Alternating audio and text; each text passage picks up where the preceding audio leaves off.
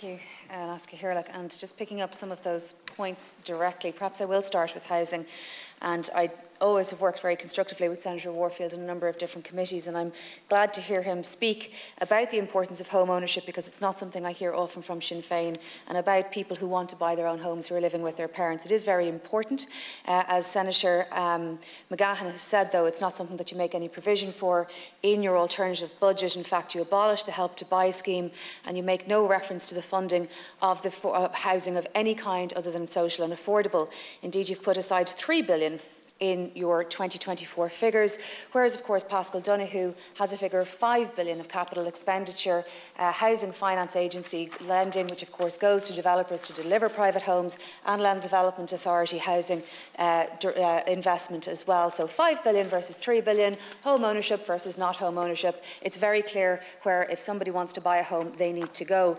I also, and I hate doing this, but you raised it, about the pressure on homelessness and the pressure on rising house prices, rising rent prices. You are aware, of course, that house prices have gone up 10% in Northern Ireland in 2022.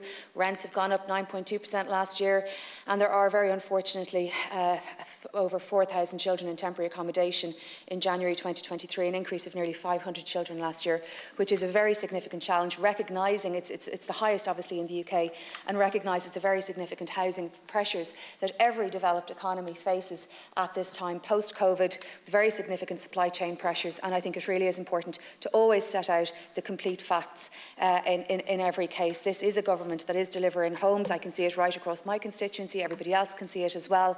We would like to do it faster. Indeed, thankfully, Sinn Féin reference, we know it takes time to build homes, so it is good that Sinn Féin are aware of that, and perhaps that's just with a sense of actually being responsible for it in the period to come.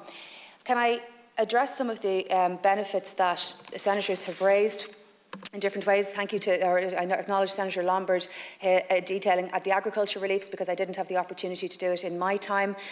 Senator Cummins, of course, Senator, indeed we are the envy of Europe in relation to our budgetary position at the moment.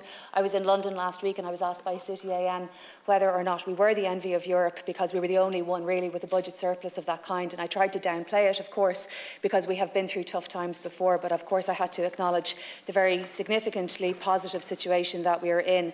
And I think that's best reflected, despite all of the additional childcare cuts this year, 25% this year on top of last year's 25%, which makes a huge difference to families, in addition to the tax cuts, which absolutely benefit people at 45,000, 55,000 and 65,000 more than anywhere else. And these figures are clearly outlined in the budgetary document. Should anybody wish to go through it, it is absolutely clear that the biggest possible benefit is there, in addition to working family support extensions, double child benefit, energy grants, child poverty supports, free book scheme extensions, hot meal extensions, extending the reduced excise, dealing with all of the pressures of life on the cost of living that we have today. But by far the most significant thing that happened today was, as Senator Cummins, Byrne and others referenced, and Curry referenced, was the establishment of the two new funds.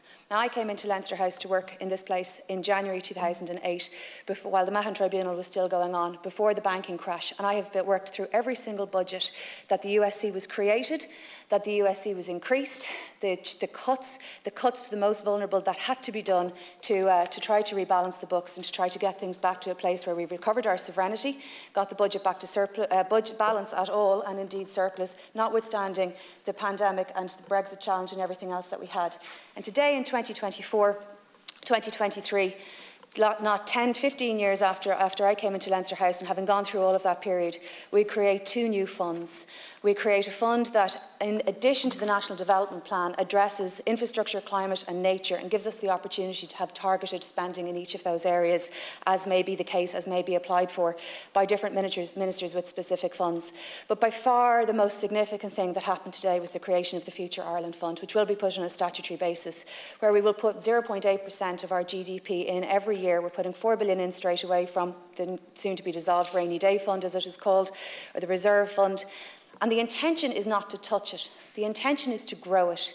The intention is, with contributions in return from investments over the long-term horizon, we expect that fund to get to €100 billion by 2035 if we have the discipline not to touch it.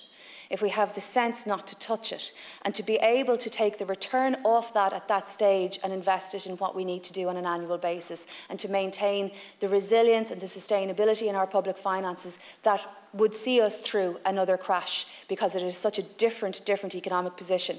And when that was established today, when I was briefed on that and on the detail of that, I couldn't help but think about the Economic Management Council in the government in 2011, and think that the people there at that time who went to the really hard yards, Enda Kenny, Eamon Gilmore, Michael Noonan, Brendan Howlin and their support team, Colin O'Riordan and Andrew McDougall, and what they went through and what they did, and that the establishment of this Future Ireland Fund is a testament to their work and the work of everybody who worked with them in the Department of Finance, Public Expenditure Reform, Taoiseach's office, Taoiseach's office, and every single difficult decision that had to be made during that time through Pascal Donoghue's work to get to the point where we can create a Future Ireland Fund, and Minister McGrath's work, where we can get to the point where we can create a Future Ireland Fund. This is the most important thing for young people in this budget this year. This is the difference that's going to give us our independence, our resilience, our sustainability, along with offshore wind and the energy and the return that we will get from that. This is the really significant thing that happened today, and as senators have acknowledged, a bit like the Land Development Agency, it isn't today or tomorrow we'll see the benefit of it, but 10 and 20 and 30 years from now, and it is hugely important. And thank you for your time today.